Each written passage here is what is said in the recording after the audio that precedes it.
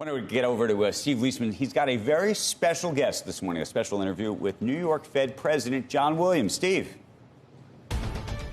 Andrew, thank you. Yes, I am here at the New York Fed where I've been, we don't know how many years in a row now, but several, with President John Williams for a traditional December holiday interview. Well, welcome back, Steve. Thanks. And John, I was just remarking about how great our teams are who schedule this months in advance, knew there would be a shutdown, knew when the BLS would open, and knew that yesterday they would release the inflation report, which they, of course, did not know. But we're lucky here to have you to comment on it. Yesterday, that inflation report came in lower than expected, but it was a little controversial. Give us your takeaway from that report. Well, a couple things. I think that, some of the data that we're seeing is actually pretty encouraging in the sense on the CPI news. And I think it represents a continuation of the disinflationary process we've seen.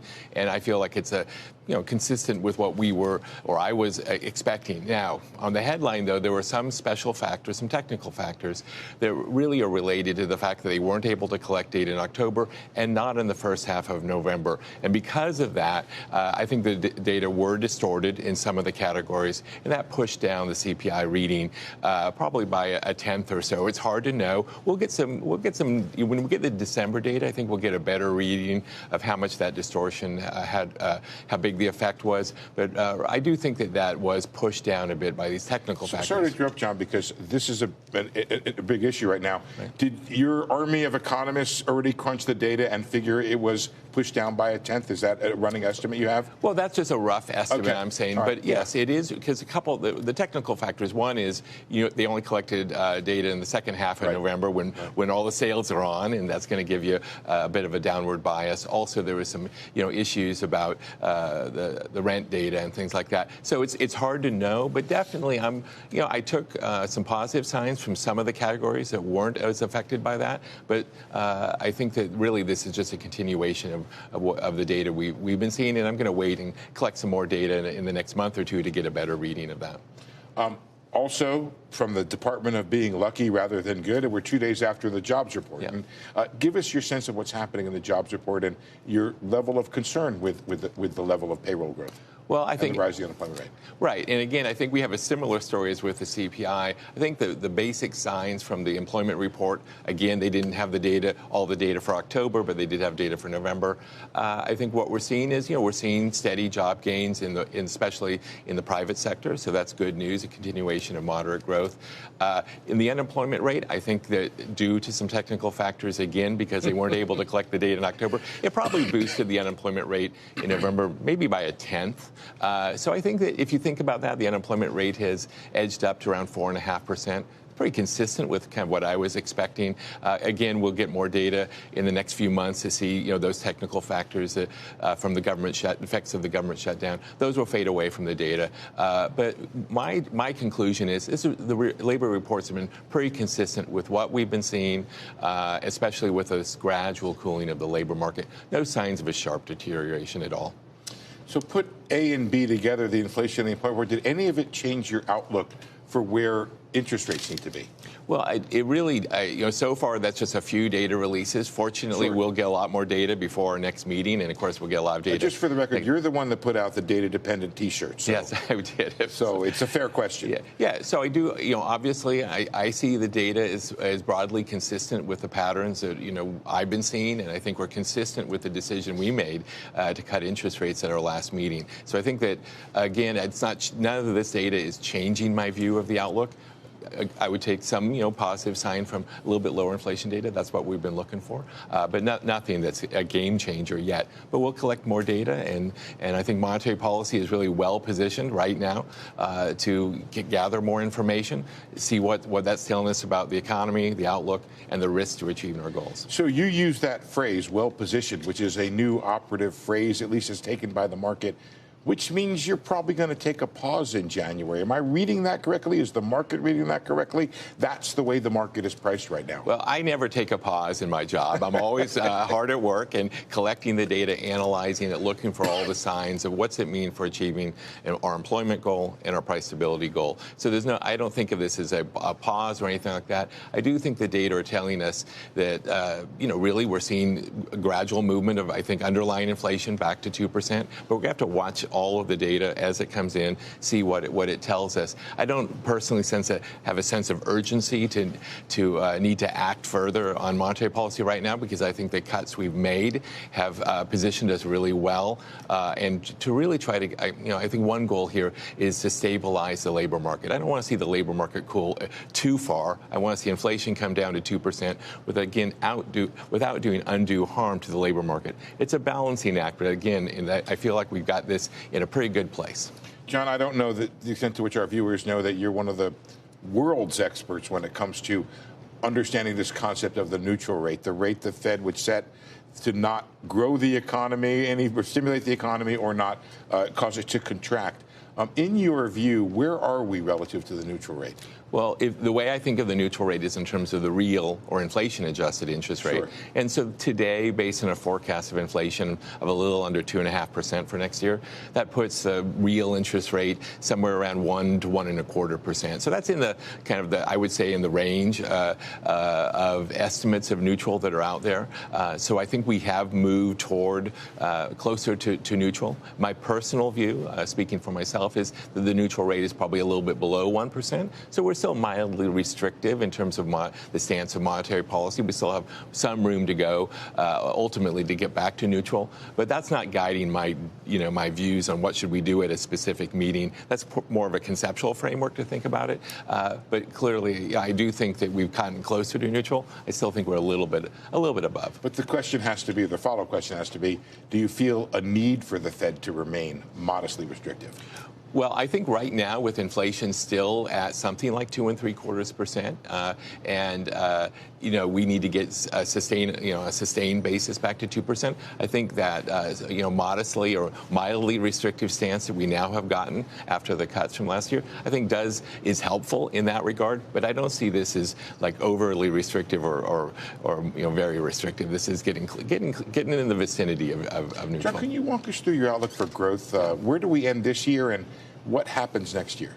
Well, where do we end this year is still an open question, because we don't have a lot of that data. Normally, I wouldn't ask that question that way. I would know. And so my view is probably GDP growth for the year as a whole for this year of, say, 1.5 to 1.75%. So that's slower than the year before. I do see growth picking up next year. I think we've got some pretty meaningful tailwinds to the economy, starting with the AI investment boom and all of that activity.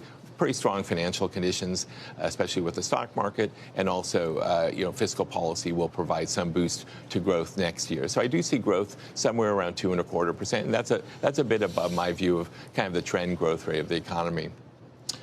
I'm fascinated, John, by how the AI investment boom and the prospect of greater productivity informs your view of where policy should be.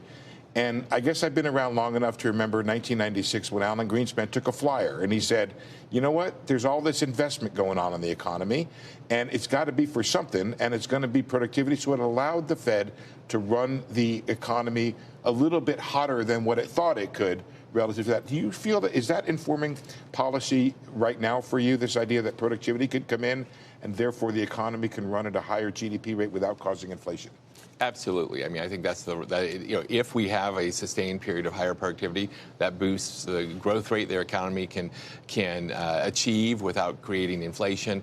And like you said, back in the 90s, those are my formative years in my career. I think it is important to understand those dynamics, and it can be somewhat disinflationary because it's reducing costs for businesses. The higher productivity and all that. So we have to be very kind of aware, and we are, about what's happening with productivity, understanding all the dynamics around that, how it affects supply and demand, and the balance between the two of them. But I do think higher productivity growth is very favorable tailwind for the economy and also for achieving our goals. It's one of the reasons I do have one of the reasons I expect inflation to come down, underlying inflation to come down next year and the year after, beyond the fact that some of the effects of the tariffs will wane and other drivers that should help bring inflation down. The good productivity growth is definitely helped there. It's fascinating, John, but I just want to be clear.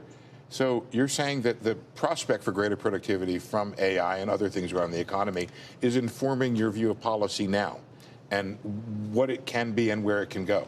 Well, what's informing my view now is what we've been seeing, which is actually very good productivity growth over the past few years, around 2% or so. So that's already happening, and I think that's going to continue for some time. I don't have a crystal ball that tells me what productivity will be, but if the AI boom does turn into a sustained period of productivity growth in the U.S., then I think those are the kind of kind of developments we would expect. I'm not taking that for granted. It is part, though, of kind of my view that we're going to have an economy that's going to grow, have very good growth. It's going to have that with, with inflation coming back to 2%, wow, and the unemployment rate coming back down to what I think of as maximum employment. And you're not being optimistic just because it's Christmas time, right? Absolutely not. I do feel that we got through 2025. This has been an uncertain year. A lot has happened, and the economy has come through this. And I'm feeling actually pretty good on the base case for the economy. Of course, there's lots of uncertainties. We do need to talk about some of that. For example, the idea that AI could lead to substantial job losses. Is that a concern of yours? And how does the Fed respond? Well, I think what we need to do is understand what's happening in the labor market. I think, again, it's supply and demand. Steve, those are the two words I always go back to. But it's going to affect, clearly, the supply side of the economy, but also it's going to affect the demand for labor. I think in AI industries, we're seeing, or industries related to building data centers, we're seeing very strong demand for labor in those areas. We're going to see very strong demand for people who use AI, but we are going to see negative effects on those whose jobs, can be replaced through technology. This is the same kind of thing we've seen in the past. I mean, net, I do see this as I do not see this as a cause for, structural unemployment or negative effects on the labor market like that. But it will be a period where you're going to see changes in kind of what skills are in demand and how highly they're compensated. But what about all the investment pouring in? What if it goes bad and it doesn't have those returns? Are you looking at AI as a potential source of systemic risk to the financial system? I don't see it as a systemic risk to the financial system, although we are very focused on these issues of where's the leverage in the financial system, how is this investment being funded? Those are things that we always study and try to understand as well as we can.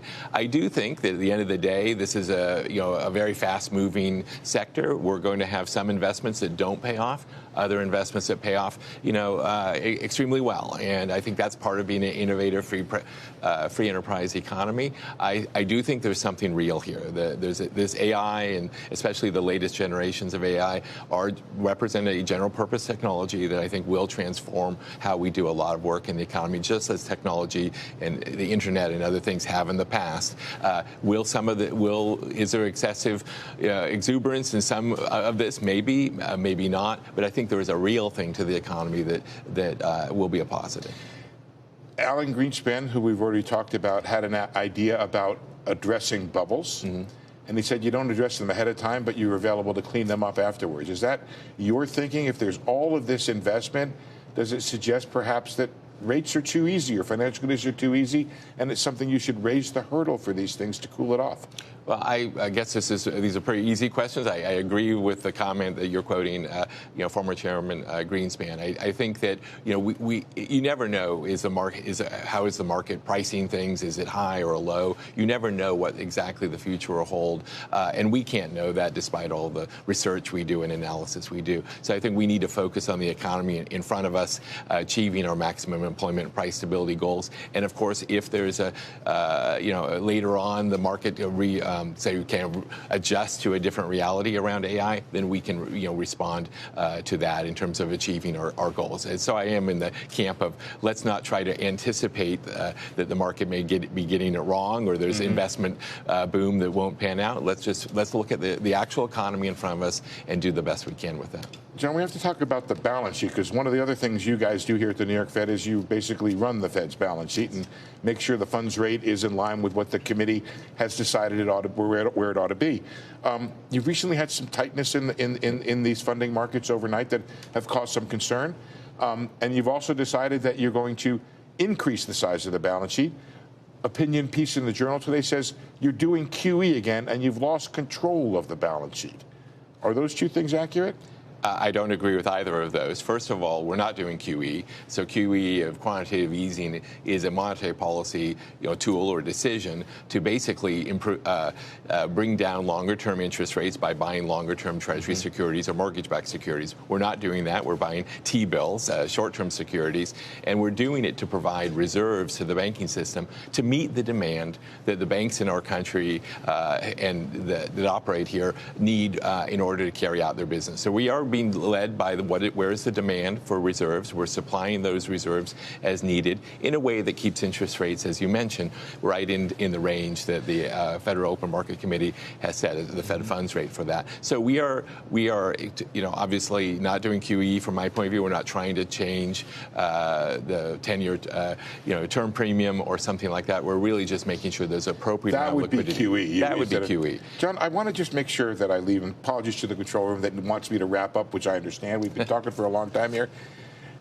It sounds to me like you're a Fed official who, over time, can see rates coming down back towards a lower rate, but in no particular hurry to get there because A, we have holes in the data out there, and B, you want to see how the economy develops. Does that correctly summarize your view on rates? I think I do see eventually rates coming down lower because as inflation comes down all the way to 2%, we'll need to have an interest rate that's consistent with that. And also, I think we're a little bit above neutral, so I think that eventually we get there. But I think, again, yes, we are in a good position, I think, in balancing our goals. And we want to, from my point of view, I want to see how the economy performs, collect more information, especially as we get maybe some cleaner reads on the data. Your colleague, Governor Waller, said 50 to 100 basis points over no particular time. Is that in line with your thinking? Well, I think there's a range of views. You can look at our economic projections, right, and there's a range of views. And I think, that's I'm not going to opine on his particular view or anything, but I think that, if you think about today, we are, well above eventually getting to a nominal neutral rate when inflation is all the way to 2%. We're not at 2% yet.